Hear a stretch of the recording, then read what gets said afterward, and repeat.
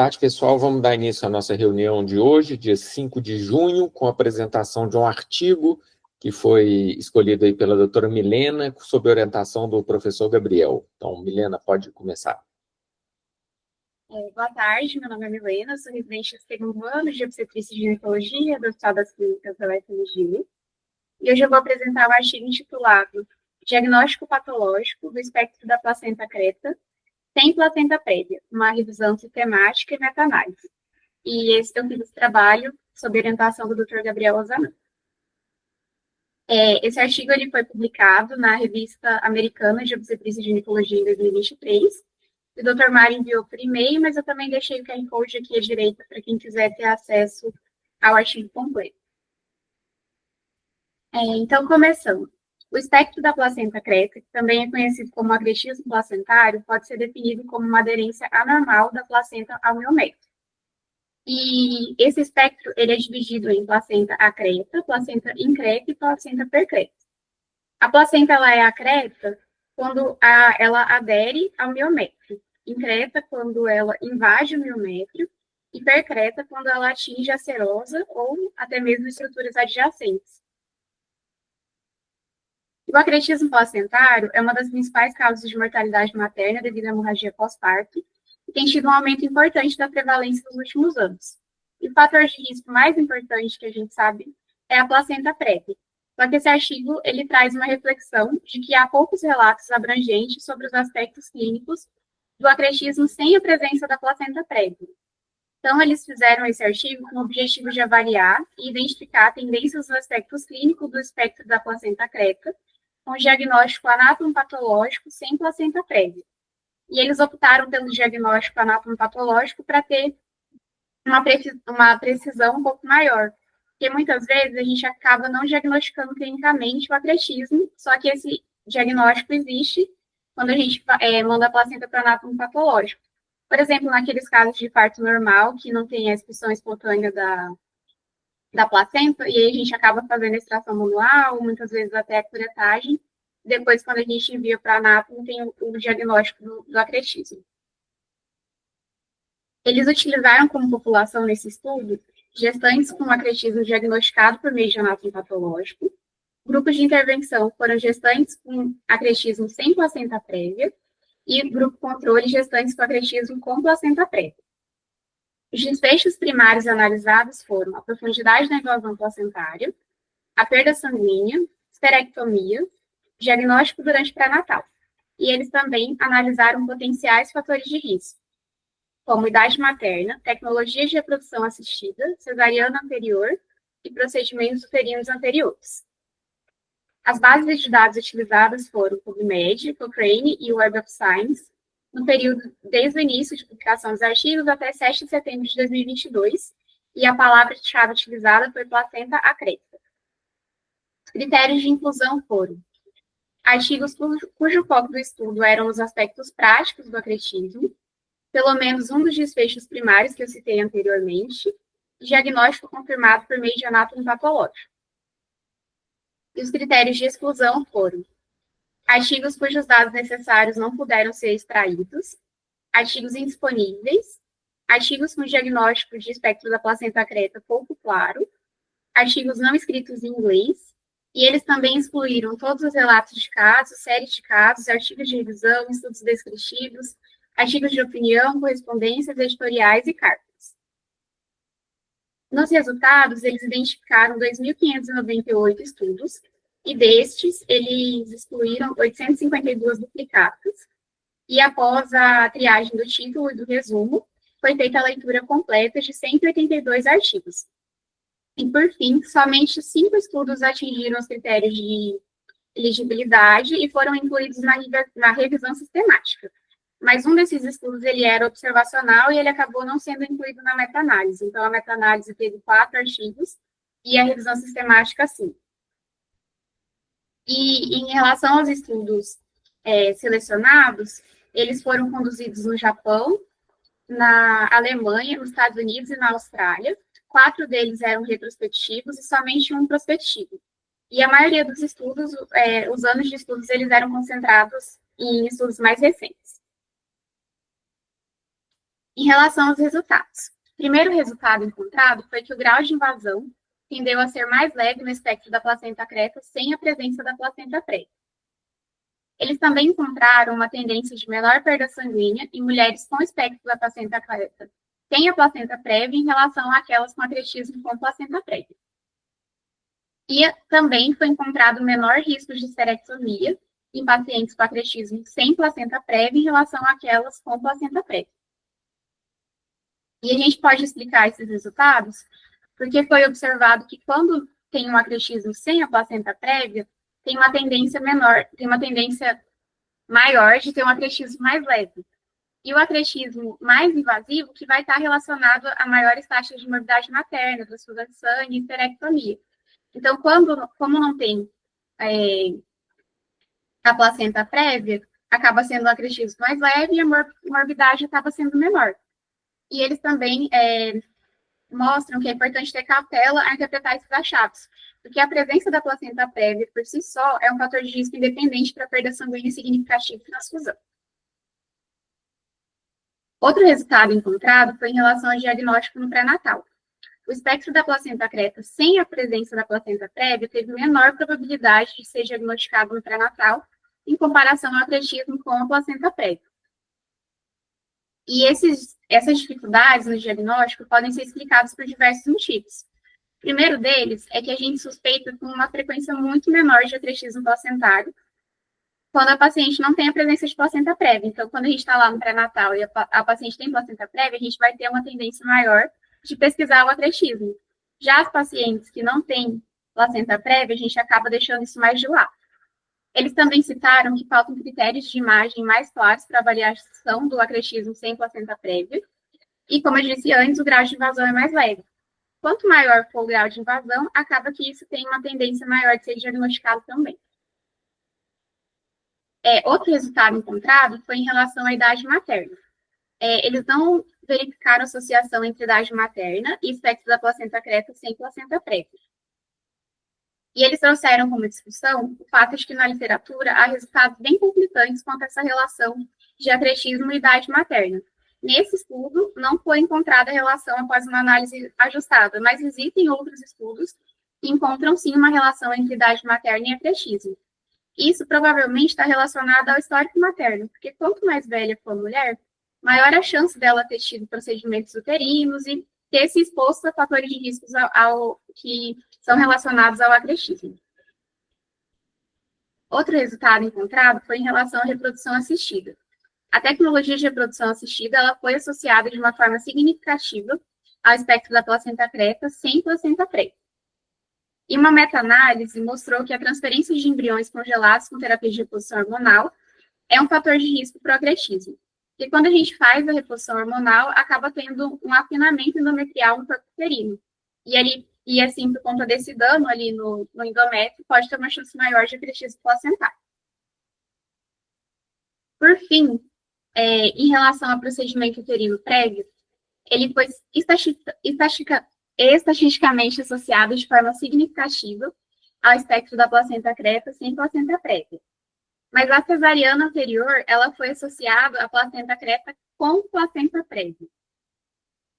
Então, o que a gente pode observar é que, quando há envolvimento da placenta prévia, ou seja, quando a paciente tem a placenta prévia, vai ter uma associação significativa entre cesariana, o número de cesarianas e o acretismo. Então, se no pré-natal a gente tem uma paciente com a placenta prévia, quanto maior for o número de cesarianos dela, maior a chance de ter um acretismo ali presente.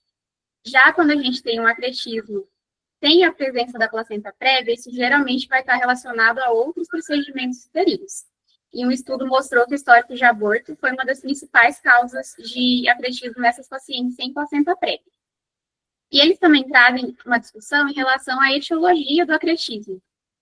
E atualmente, a etiologia mais confiável que a gente tem é o dano ao endométrio e à interface miometrial.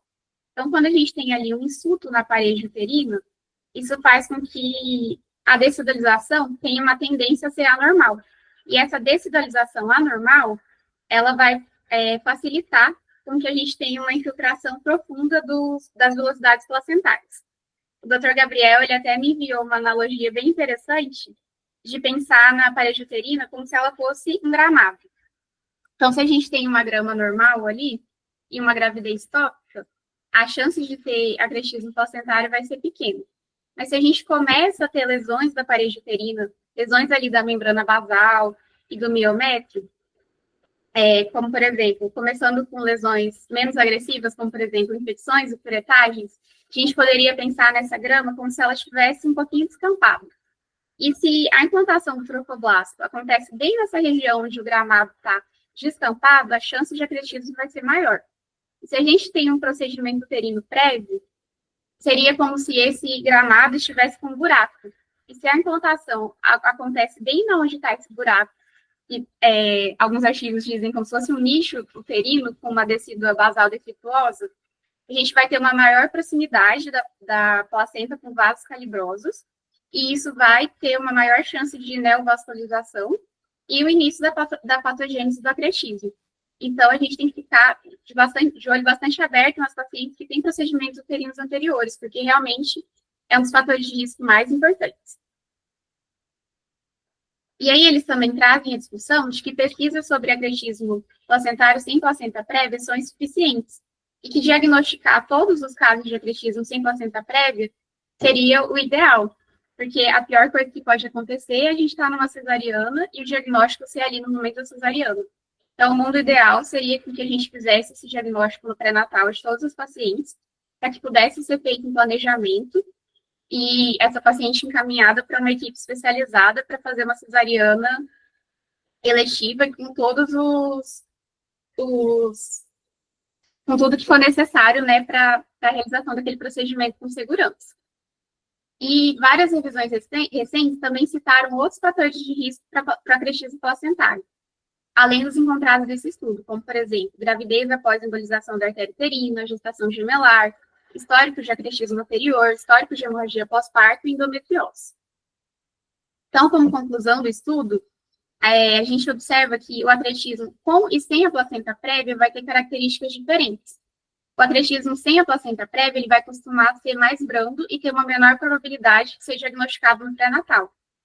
E o acretismo sem placenta prévia, ele está positivamente associado à reprodução assistida e a procedimentos uterinos anteriores.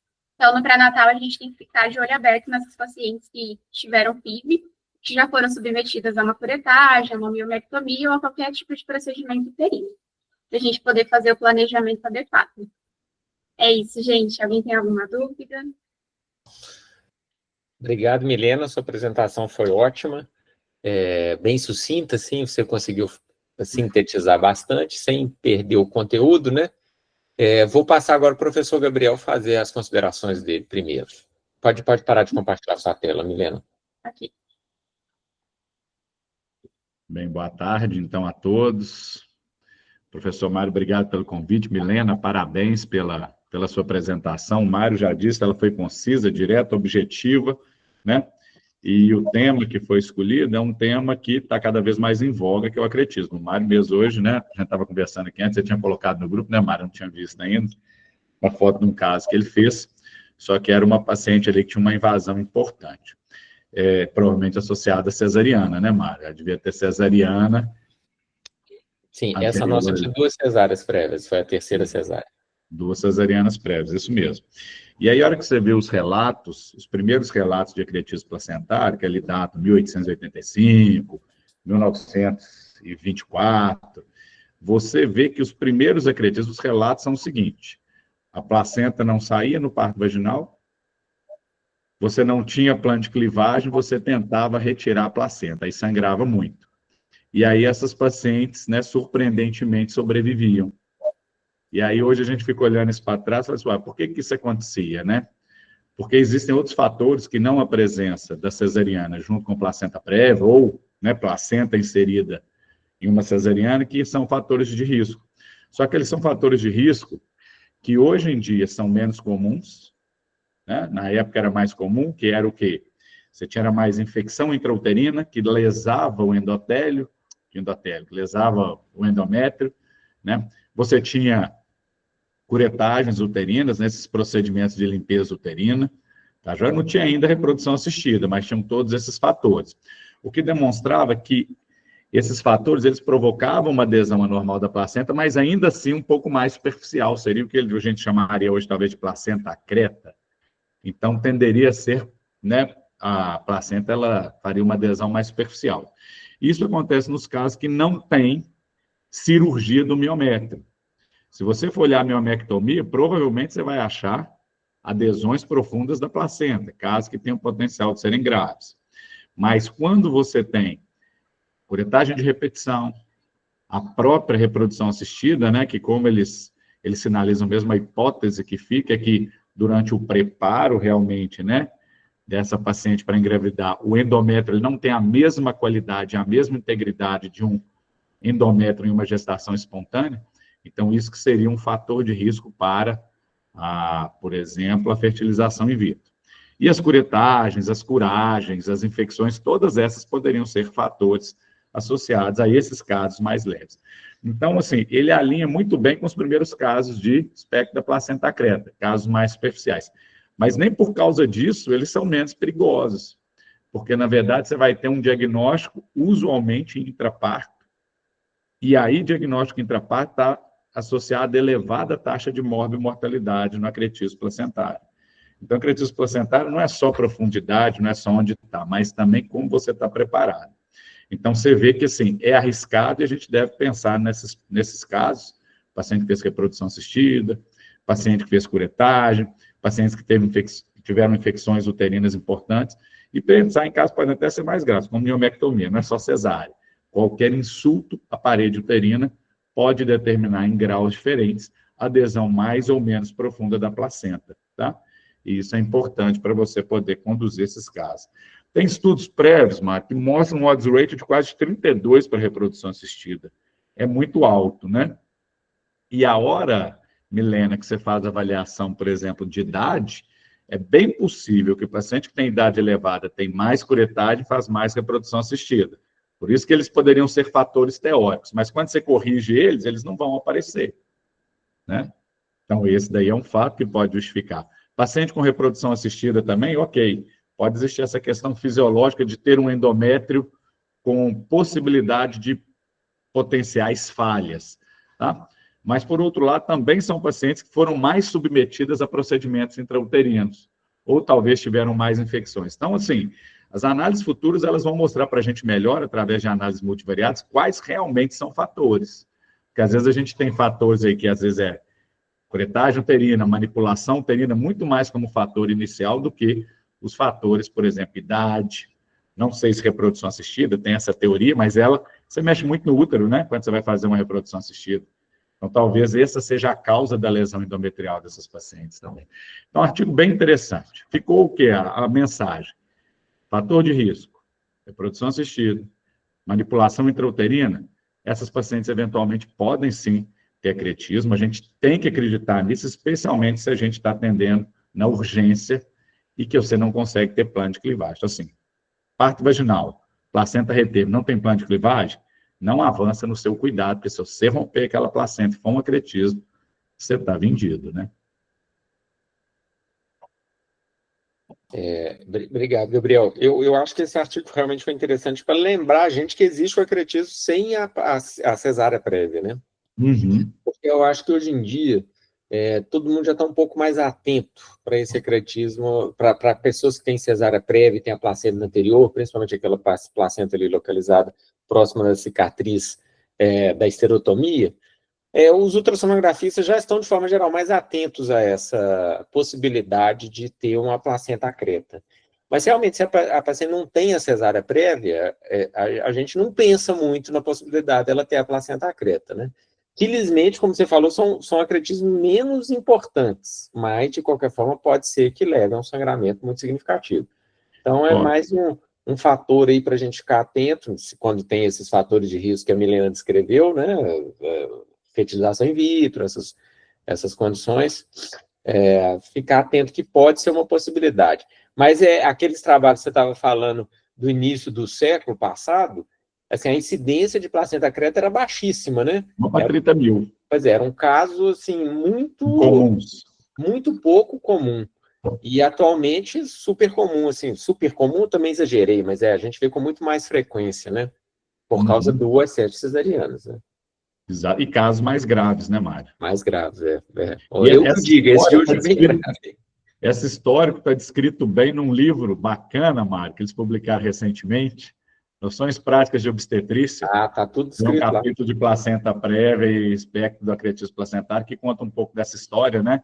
É uma coisa que a gente não vê muito nos livros e que, quando a gente escreveu, a gente tentou resgatar um pouco dessa história aí, só para as pessoas terem uma ideia, que realmente houve uma progressão em número e em gravidade, provavelmente pela mudança dos fatores que causam espectro. E os primeiros eram esses fatores, né? Esvaziamento uterino, era, né, infecção intrauterina, eram essas coisas que eram mais comuns à época. Bela lembrança, Gabriel. Fica, né, a dica aí para todo mundo comprar o livro Noções Práticas. Gente, alguém gostaria de fazer algum comentário? Perguntar alguma coisa? Eura? Na verdade, é só cumprimentar vocês pela escolha do artigo, muito bom, Milena, pela apresentação.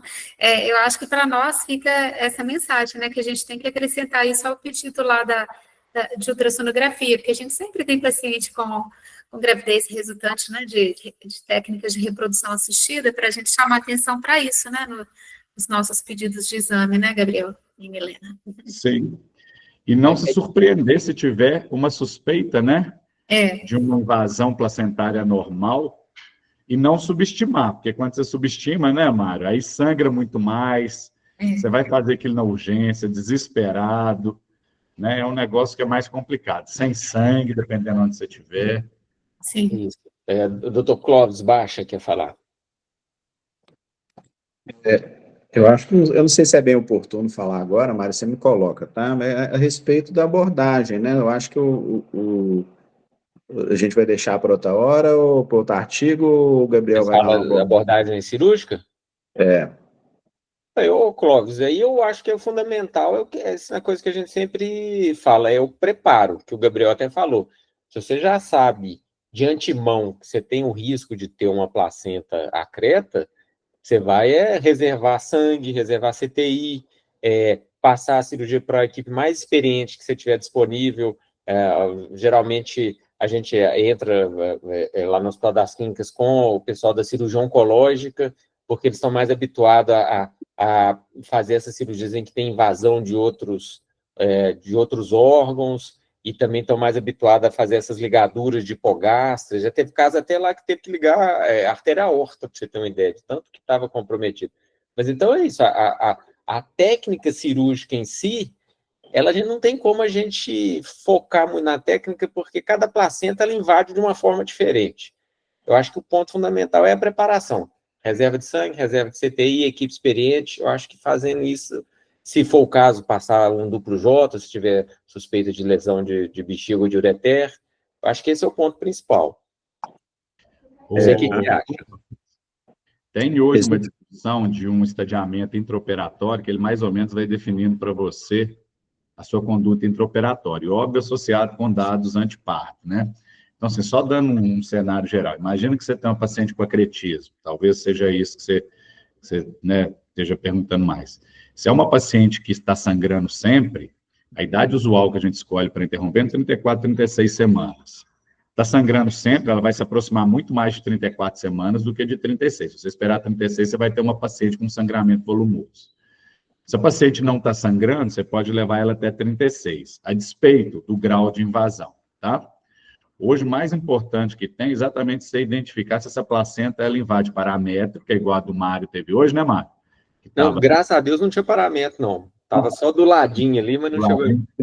Assim, entrava um pouquinho, mas não era uma invasão. Não era importante. E cervical, né, que são as duas que são mais difíceis de você abordar de uma forma geral, tá?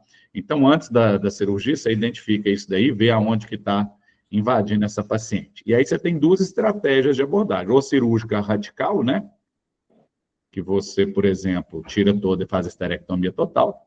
Ou você tem uma que é conservadora, que aí você tem alguns critérios, né? Tipo assim, não está atingindo mais de 50% da circunferência do útero, você ter mais ou menos, pelo menos 2 centímetros, né, de tecido saudável ali da região segmentar para você poder fazer a reconstituição, né? A conservadora seria você tirar só a região que está invadindo e fazer a sutura naquela região. Tirar uma fatia, né? Tirar uma fatia. Você tira onde está aderida, né? mas aí você tem que ter certeza que tem resto de miométrio para você fazer. Hoje, ela não é uma cirurgia que eles têm tendido a indicar pura e simplesmente para manter futuro reprodutivo. Tem indicado porque parece que ela tem menor morbidade, tá? Então, ela é mais rápida e sangra menos, né? Exatamente. Depois que você passa da sua curva de aprendizado, né, parece isso, tá? O grupo de Minas talvez é o que tenha mais experiência nisso daí, né? Álvaro, Lucas, eles que gostam muito dessas cirurgias conservadoras. O pessoal lá de Porto Alegre tem feito também, eu conversei lá com agora o pessoal da Janete, do Hospital de Porto Alegre, né? Que provavelmente é o principal centro do país atualmente, o de Porto Alegre, né? O mais organizado. E aí você poderia ir para isso. E na urgência, Cláudio, vamos imaginar que tem uma paciente como essa. A placenta está retida, tá? Você tenta fazer extração manual, não acha plano de clivagem, não continua a sua abordagem, tá? Porque se ela sangrar, você vai ter que fazer a cirurgia dela na hora. Se ela não sangrar, você ainda tem a possibilidade ou de esperar mais essa placenta soltar, né? Ou encaminhar essa paciente para fazer uma avaliação, nem que seja no dia seguinte, para você ver o grau de invasão, porque o que preocupa é aonde está invadindo. Você entra numa dessa na urgência achando que a paciente tem uma invasão só de útero, tem uma invasão de paramétrio, danou, né? Porque a hora que você começou a sangrar, acabou. Então, você vai ter que ter essa perspectiva, assim. E aquele conceito, na urgência, não toca na placenta. Aliás, em nenhum momento toca na placenta, né? Que vai sangrar pelo menos o dobro. Né? Vai deixar sempre preservar. E aí nós vamos ter que ter mais coração, Clóvis, talvez, sabe para quê? Porque, por exemplo, assim, nem sempre você vai ter um cirurgião bom na hora, nem sempre você vai saber que deixar a placenta no lugar não é uma coisa ruim, não. É uma coisa que talvez é o que vai definir o desfecho daquela paciente. E não causar tanta estranheza no serviço, né? Porque as pessoas falam, não, deixou a placenta. Não, deixei mesmo. Porque se eu tirasse ela agora, eu não sei onde que ia acabar o sangramento. Você sabe quando começa, mas não sabe quando termina, né? Então, aí tem que preparar tudo que o Mário falou. Né? Uma técnica bem interessante que o Lucas escreveu, né, que eu tive a oportunidade de utilizar, é o enfaixamento do útero, né? Aquela técnica faz muita diferença, né? Para você fazer a desvascularização ali, e ela tem um detalhe que na hora que você faz o enfaixamento do útero com a faixa de crepom estéreo, você joga ali 500 ml de sangue, faz uma autotransfusão e na hora que volta, você... né? Depois que você desvasculariza, né, o útero, né, que é o que mais sangra a desvascularização, depois que desvasculariza o útero e não sangra quase nada quando ele está enfaixado, né, e na hora que você solta para depois fazer a ligadura preservar o ovário, né, aí o sangramento para você fazer a esterectomia é muito menor do que você fazer com o útero distendido, né, cheio de sangue, né, é bem interessante a técnica. Eu nunca fiz, mas o Lucas outro dia compartilhou no nosso grupo lá, e um grupo do Mato Grosso utilizou e achou interessante a técnica. Né? Eu realmente nunca fiz ela, né? Assim, para te falar detalhes dela, eu não sei te dizer, não. Na verdade, ele enfaixa também os anexos na primeiro, ele já solta os anexos e depois que ele passa a bandagem. O Gabriel, até discuti essa técnica com o Lucas para esse caso de hoje. Ele enfaixa tudo junto, com os ovários, os bracinhos para baixo, entendeu? Enfaixa tudo, liga as uterinas e depois desenfaixa. Ah, perfeito. Pois, se vocês quiserem, um dia eu apresento os casos que a gente já fez lá e trago aqui a técnica para vocês detalhar. É legal, porque a gente está todo mundo aprendendo. É muito bom. Eu fiz uns 4, 5 casos já. Teve uma paciente que precisou transfusão, o resto nem precisar transfusão, precisou. É bacana. E já entrei em outros casos com ele sem o enfaixamento, antes da técnica, ele descreveu essa técnica no primeiro caso que a gente fez antes dele ir para o Beira-Mar, né? Aí depois ele foi e a gente ficou fazendo lá, mas o resultado é excelente. Essa descrição é do Jaraquemada. O Lucas adotou, ele foi o primeiro a adotar aqui no Brasil, mas quem descreveu foi o Jaraquemada, o argentino. Ele me falou que fez isso, a técnica do Jaraquemada é para hemorragia, não era para desvascularização. Já era para isso? Era. Para qualquer hemorragia grave.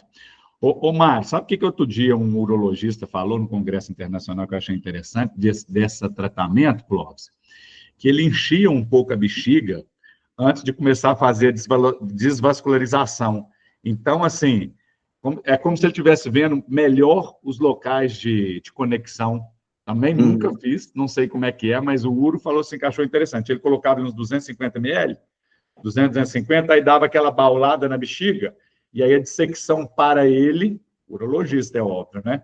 Parecia ser muito mais fácil. Ele é um urologista de Brasília, é o marido da Lucila, o Mário. Então, bem interessante. Ainda tem muita coisa para a gente ir aprimorando. Tem muita Com coisa. certeza. Então tá, gente. Então vou agradecer a presença de todos. Semana que vem a gente volta.